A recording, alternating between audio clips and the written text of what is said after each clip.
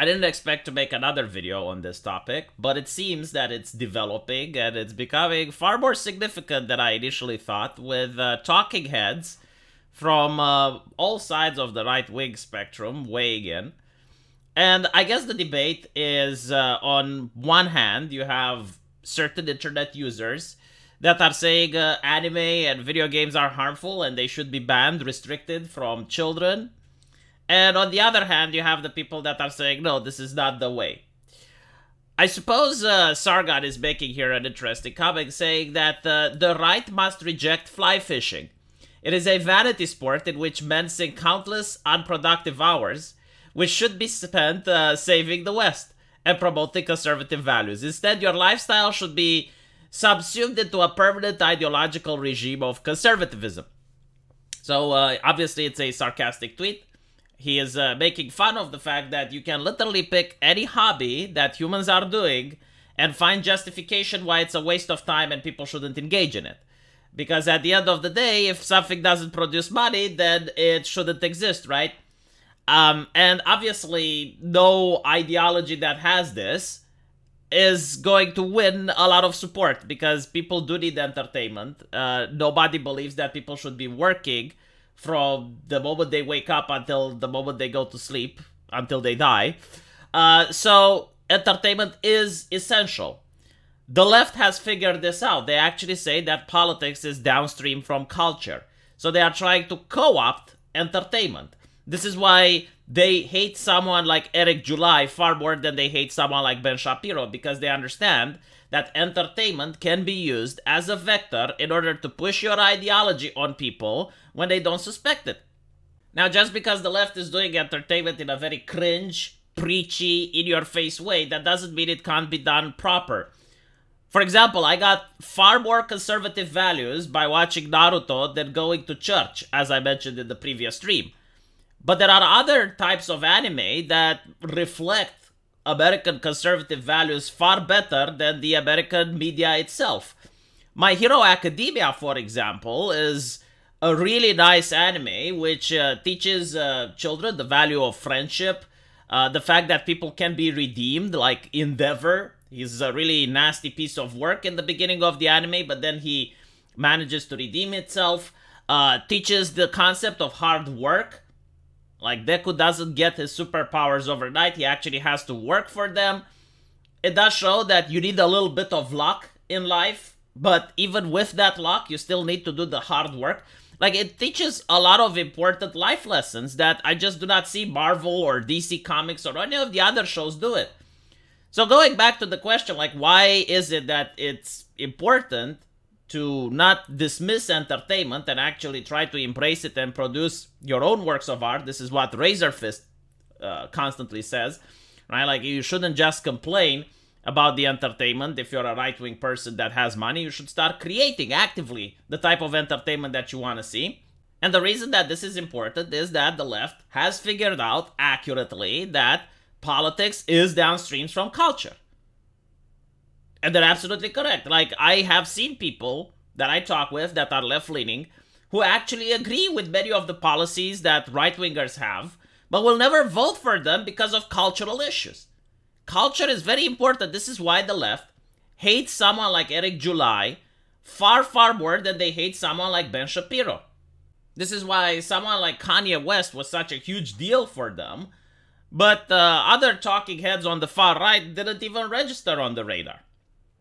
It's because they understand the power of culture. They understand the power of entertainment. This is why they're freaking out when Henry Cavill is creating waves and he is trying to change things. Or when Gina Carano is getting hired by the opposition.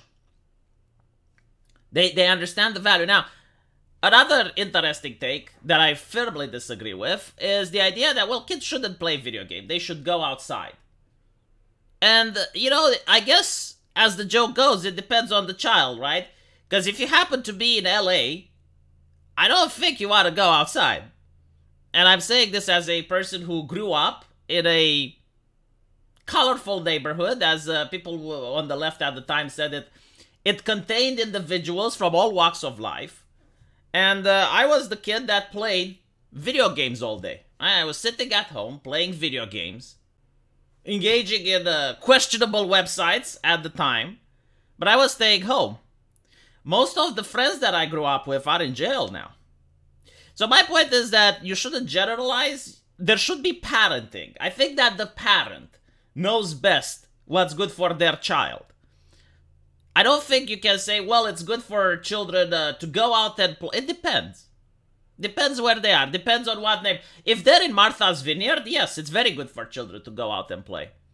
If they're in Chicago, maybe it's best if they stay inside a little bit more. Not a lot, but a little bit more.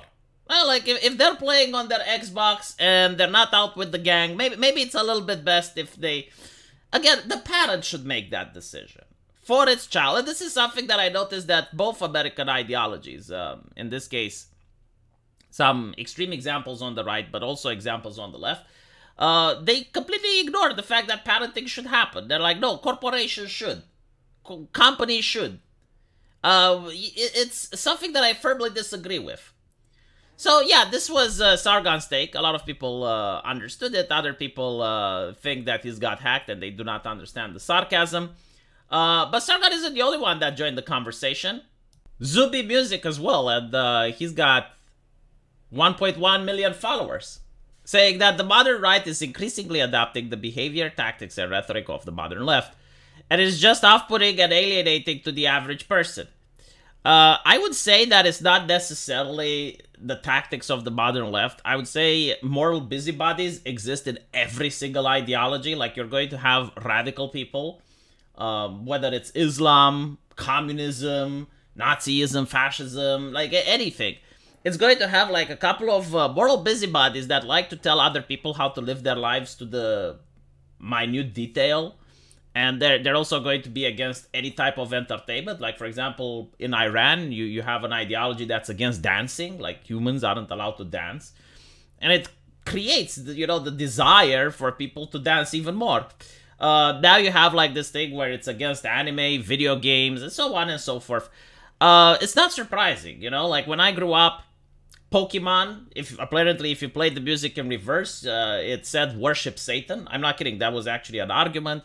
Harry Potter was evil because it teaches children to become warlocks. Pokemon, again, and all the other anime were satanic. Like, that was an argument back in the day. Even now, the Romanian church is thinking that Halloween is satanic, right? So, like, you do have these moral busybodies that say these things because it gives them clout. Like, it makes them popular when they say something outrageous. It gets shared. It creates a conversation. Unfortunately, the conversation can sometimes manifest itself, and you end up with the way American media looks today, which is due to the far left moralizing. Like, they came up and they said, well, no, like, this is too sexist, this is too racist, put us in charge. Give us money. And when they got in charge and they got money, then they started pushing their ideas, but they also started censoring what is and what isn't allowed to happen in art. This is why they're so livid when anime comes up, like Legacy of the Shield Hero, because it shows a female character which can falsely accuse the hero of rape, which is an idea that they do not even want to reach the public, right? Like, they would want to prevent that concept from even reaching the mind of the public so that they can even wonder, oh, can something like this happen in real life? So, all in all, like, controlling the media is what the left is doing. So right-wingers, like Ethan Van Sciver, like Zuby, like many others who are producing culture, in my opinion, should be praised. Because even if they do not push right-wing value in the content that they are producing, the very fact that the content they are producing is entertaining and not just woke is a good thing. But unfortunately, I do not see a lot of content creators on the right being valued for the talent that they bring. Like, for example, the creator of Five Nights at Freddy, which created a very popular video game, was thrown under the bus. Pretty sure that his IP is going to be led by some very progressive individuals, which are going to push their politics into it. Haven't played the second, but I wouldn't be surprised if that's the case. Anyway, right. Let me know what you guys think, and as usual, I will see you in the comment section. Take care.